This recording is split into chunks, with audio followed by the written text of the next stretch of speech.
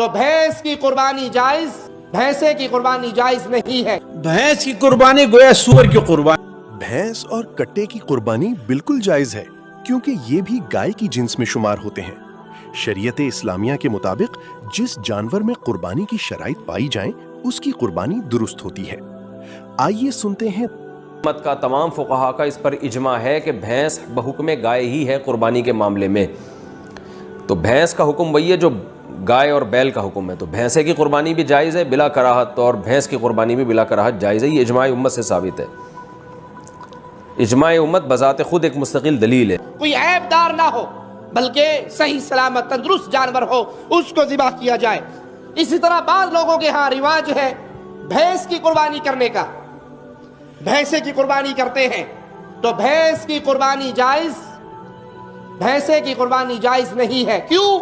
قربانی کے جانور رسول اللہ صلی اللہ علیہ وسلم نے بیان کیے، اونٹ میل اور فیمیل، اسی طرح گائے، اسی طرح بکری، یہ تین قسمیں بیان ہوئی، ان کی میل فیمیل جتنی ہے، بکری کے بعد مینڈھا، مینڈھے کی آگے جتنی نسلیں ہیں وہ ساری جائز ہیں۔ بھینس کا ذکر حدیث میں نہیں ہے، اگرچہ بھینس حلال ہے، 4 پاؤں والی چوپائے میں شامل ہے، لیکن ان نشانیوں پر قیاس کرتے ہوئے قربانی کے جانوروں میں اور جانور داخل نہیں کر سکتے۔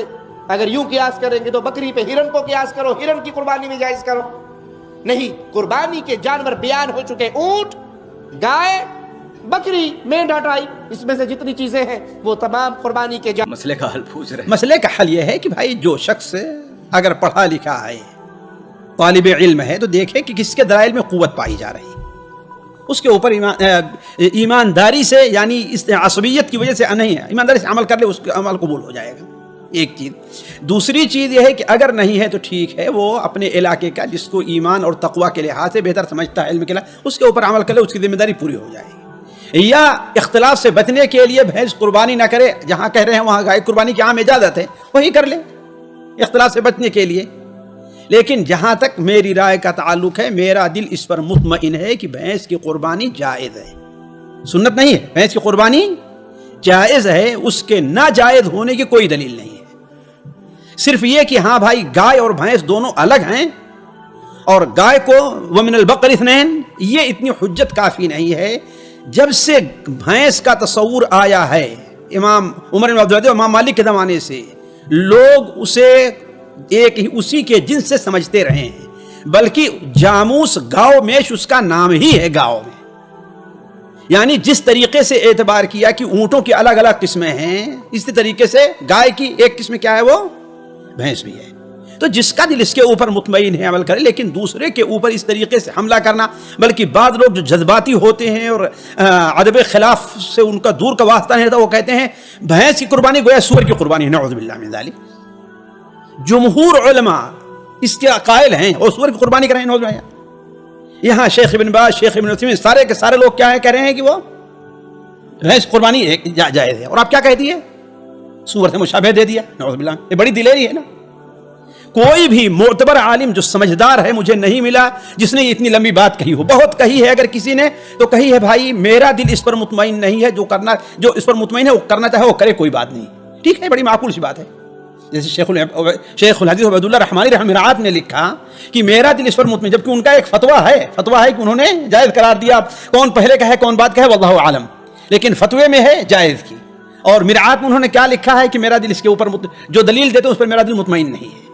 تو یہ علمی بات ہے جی۔ منع کی حدیث میں کوئی دلیل نہیں، کوئی نہیں، اور جواز کی بھی کوئی حدیث میں دلیل نہیں ہے۔ جواز یعنی اس وقت بھینس پائی ہی نہیں آتی تھی وہاں پر، لیکن جب بھینس پائی گئی تو ہر چیز میں لوگوں نے گائے پر اس کو قیاس کیا، زکوٰۃ ہے، دوسرا ہے، بلکہ بعض تابعین سے تو یہاں تک مروی ہے کہ ہاں بھائی وہ اس کو گائے ہی سمجھ ہو جائے گی جب اور کوئی چیز نہ ملے، کوئی اختلاف نہیں ہے۔ آپ کے پاس جو وہابی کہتے ہیں نہیں ہوتی، ان سے پوچھیں بھینس کی قربانی کیوں نہیں ہوتی؟ کیا وہ حلال نہیں ہے؟ کیا اس میں 7 حصے نہیں ہیں؟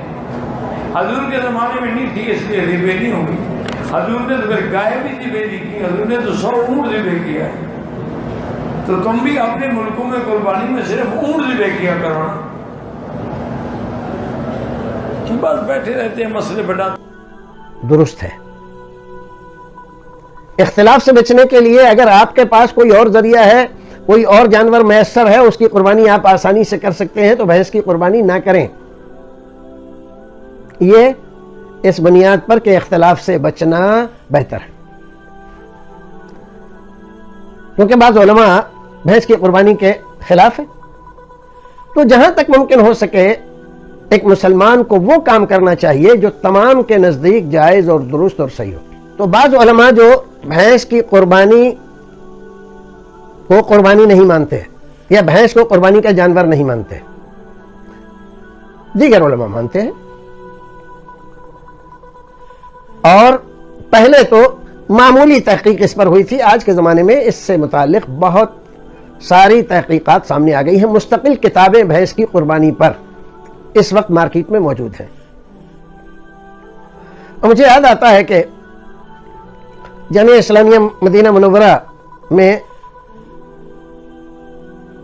दौरान दर्स कुर्बानी का तज़किरा आया तो एक साथी ने पूछा उस्ताद से, मिस्री उस्ताद थे, कहा उस्ताद क्या जामूस की कुर्बानी हो सकती है, यानी भैंस की? तो उन्होंने कहा क्यों नहीं हो सकती, हुआ नौ मिनल बकर बल अजवद मिनल बकर।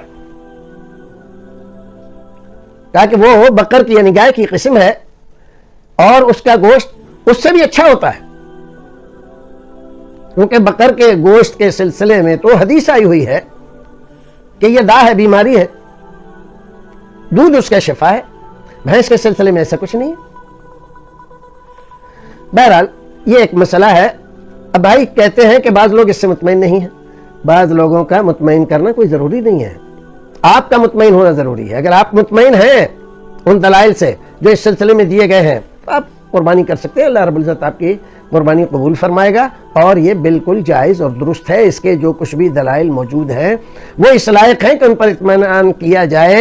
मेरे भाइयों याद रखो, अल्लाह ताला ने समानियत अज़वाज 8 जानवरों का कुर्बानी के लिए जिक्र किया। नर मादा अगर निकाल दी जाए तो 4 जानवर। समानियत अज़वाज का मतलब 8 जोड़ों में सिर्फ 8, बकरा, गाय, ऊंट और भेड़। भेड़ के अंदर तशरीह में रसूलुल्लाह ने दुम्बे को भेड़ में शामिल किया। ये वो 8 जोड़े हैं जिनको कुर्बानी के लिए अल्लाह की बारगाह में पेश किया जाएगा। बाद लोग ये समझते हैं कि हर हलाल जानवर की कुर्बानी जायज है। नहीं मेरे भाइयों, इन 8 के अलावा हर हलाल जानवर की कुर्बानी जायज नहीं है। क्या रसूलुल्लाह ने हिरन को कुर्बान किया? हिरन हलाल नहीं? हलाल है। जब हलाल है तो कुर्बानी भी जरूरी है? नहीं जरूरी, होगी नहीं। हिरन की कुर्बानी नहीं हो सकती, 12 सिंगे की कुर्बानी नहीं हो सकती, पाड़ा की कुर्बानी नहीं हो सकती, उड़ियाल की कुर्बानी नहीं हो सकती। हलाल जानवर तो सैकड़ों हैं, क्या सबकी कुर्बानी होगी? नहीं, सिर्फ इन 4 जोड़ों की। अब इस मसले के अंदर इख्तिलाफ क्या पैदा हुआ?